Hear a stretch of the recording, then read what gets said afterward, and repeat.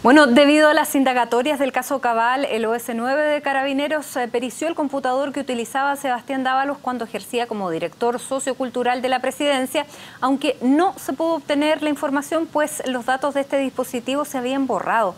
Para algunos expertos no se puede descartar intencionalidad en un hecho, en una situación como esta. Queremos conversar de este tema y para eso nos acompaña aquí en CNN Chile Tomás Vera, experto en seguridad informática de la Universidad Mayor. Tomás, bienvenido. Gracias por estar con nosotros. Hola, buenas tardes, Matilde. Gracias a usted por la invitación.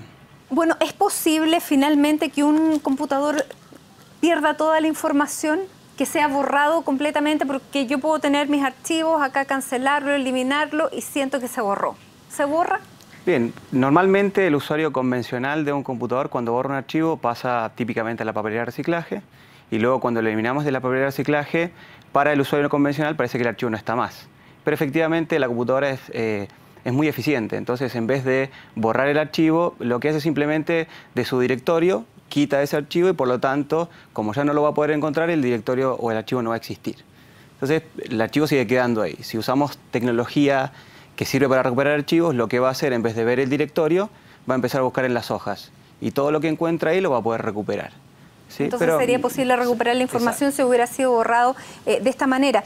Pero en La Moneda dicen que fue borrado en base a un protocolo en el que del aparato estatal que dice que estos, digamos, computadores, cuando ya una persona no los utiliza, se borran para que pueda utilizarlo otra.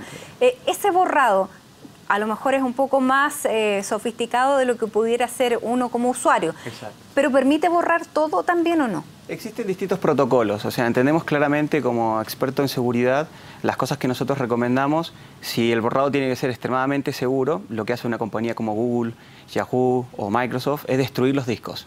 O sea, efectivamente se toma el disco y con un artefacto, con una emuladora o con algún artefacto, se destruye el disco completo. O sea, el fierro se destruye. ¿Por qué? Porque efectivamente el borrado de discos con tecnología alta puede ser recuperado.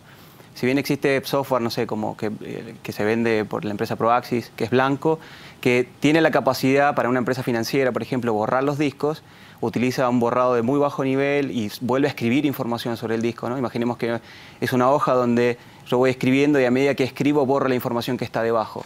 Eso es lo que hacen este tipo de software.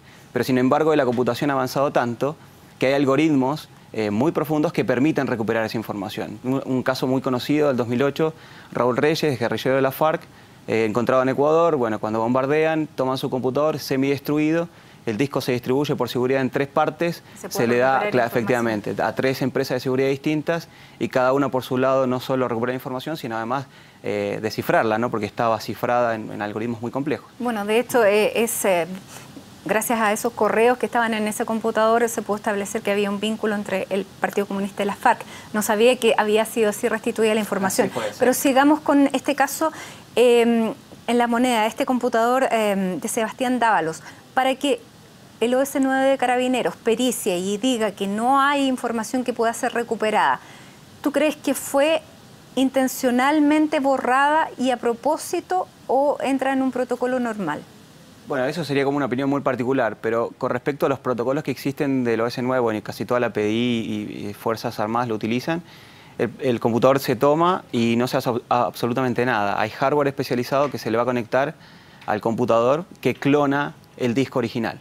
O sea, nadie va a manipular ese disco original. Es como en las pruebas físicas que viene alguien y toma con sus guantes las cosas.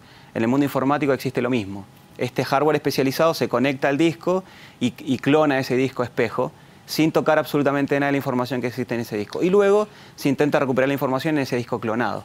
¿Sí? Pero el disco original no se debería tocar. Por lo tanto, es muy difícil o bien complicado que la información que se indica que se fue borrada de ese disco realmente haya sido borrada con una tecnología muy avanzada. Yo creo que a lo mejor sacando o usando tecnología un poco más exhaustiva se va a poder encontrar algo de información. La otra alternativa que podrá ocurrido es que el disco original fue reemplazado por un disco nuevo o un disco que no contenía información del disco que estaba antes. Pero entonces, había palabras que se lograron recuperar, sin embargo esas palabras a la hora de tratar de abrir ese archivo decían que el archivo no existía o que era ilegible. O que puede estar corrupto, exacto. Sí. Bueno, para eso sí existe tecnología que nos entonces, va a permitir... eso indicaría que no fue cambiado el disco duro. Genial, si eso ocurrió, lo que se va a poder utilizar, si existe parte de esa información, es tecnología un poco más avanzada que hace inferencia sobre la parte de los datos que se encontró y con esos datos trata de predecir qué dato estaría en el medio, ¿no es cierto? Si encuentro dos extremos y me falta la parte del medio, hay software que tiene la capacidad de predecir usando combinaciones, ¿no? Hay máquinas muy potentes que predicen qué puede estar en el medio y ahí empezar a reconstruir la información. O sea, eso es ¿Esa tecnología está en Chile? Porque también se hablaba por parte de investigaciones que este computador pudiera ser periciado por el FBI. Yo creo que eso podría ser una solución, dado que necesitamos colaboración en esos casos con mainframes, o sea, máquinas que ocupan un cuarto completo donde por mucho tiempo se basa ese procesamiento y a través de algoritmos muy complejos recuperan esa información. Pero efectivamente yo creo que la tecnología esa hoy en Latinoamérica está en muy pocos lugares. Perfecto, pero dada esa pista de la existencia de algunas palabras que tenían relación con el caso que se está investigando, ¿eso claramente quiere decir que no se cambió el disco duro? Bien, lo que quiere decir eso es que, claro, efectivamente, si no se cambió el disco duro y se encontró algo, significa que el software que se utiliza no es tan potente, ¿no es cierto?, para borrar la información. Por lo tanto, claramente tenemos que poder encontrar algo para poder recuperar esa información. Cuando se usa software seguro de borrado, como Blanco o cualquiera de los que están en el mercado, la información es eliminada 100%. O sea, porque se escribe sobre la información. Entonces es muy difícil poder recuperar esa información que fue algo escrito sobre la información. Pero se completa esta escritura sobre los discos muchas veces, ¿sí? Y sobre el disco completo. O sea, el software se encarga de escribir muchas veces sobre el disco. Por lo tanto, si encontraron un pedazo, significa que la técnica que se utilizó para borrar la información a lo mejor no es un algoritmo tan complejo o una herramienta tan compleja, sino que hay que hacer un poquito más de ingeniería sobre la recuperación de los datos. Pero se puede hacer. Se puede hacer, efectivamente, sí. Todo depende esto siempre en el mundo de la tecnología va a depender muchísimo de la capacidad económica que tenga quien está haciendo esto, ¿no? Por eso para los hackers o para los gobiernos es mucho más fácil poder romper ciertas seguridades o recuperar cierta información, porque tienen mucho más dinero que representa hardware, representa cantidad de computadores y tiempo. O sea, para un civil hacer este tipo de acciones es muy difícil, ¿no? Porque un civil, ¿cuántas máquinas puede conseguir? 1, 15, 20 máquinas. Un Estado puede conseguir el nivel de procesamiento de 5.000, 7.000 máquinas al mismo tiempo. Entonces eso cambia radicalmente el aspecto. Pero de la información que tú tienes, hay dos hechos claros, que la información fue borrada a propósito y lo segundo es que es posible recuperar esa información con tecnología sofisticada. El a propósito yo creo que es más que es un protocolo de seguridad típico, ¿no? Cuando uno deja su empresa o deja una organización, el notebook que tuvo que usar, bueno, se pasa por un protocolo de seguridad que va a borrar la información. Típicamente el software que se utiliza ahí, si es una institución bancaria, obviamente se utilizan ciertos protocolos. El Estado desconozco realmente cuáles serán, a lo mejor también esos protocolos de seguridad, pero si quedó algo de información, esto está indicando que ese protocolo no es tan exhaustivo, ¿no es cierto?, como para haber eliminado toda la información completa. Pero si quedó algo, de ese algo que quede se va a poder recuperar la información, eso está claro. Tomás, durante la reunión de pauta hablábamos de otra cosa también que a lo mejor es posible recuperar ahí cierta información, que es la Internet profunda. ¿De qué se trata la Internet profunda? Porque nosotros cuando navegamos con los navegadores clásicos, pero hay otra Internet que utiliza otros códigos y otra información. Para hacerlo fácil a esto, pensemos que la Internet convencional es como las páginas amarillas, ¿no es cierto? Donde yo busco información, quiero ubicar un local o algo y voy, lo busco con la dirección donde se encuentra y me dirijo a ese local, ¿no es cierto? Estos son lo que hacen los buscadores, Google, Yahoo o todos los que están en el mercado. Hay otra Internet que es otros sitios, otros lugares donde no hay carteles, donde la gente no puede ubicar esos sitios en las páginas amarillas, sino que hay que ir golpeando puerta por puerta. ¿Cómo se llega con hackers?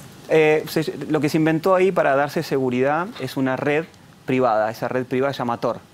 Y esa red privada Tor lo que nos permite es acceder a un conjunto de computadores de forma anónima que tienen páginas web que no están anotadas en ningún lado. Lo que no están indexadas en ningún lado. Por lo tanto, no existen muchos buscadores que me permitan como googlear, ¿no? Esa página web.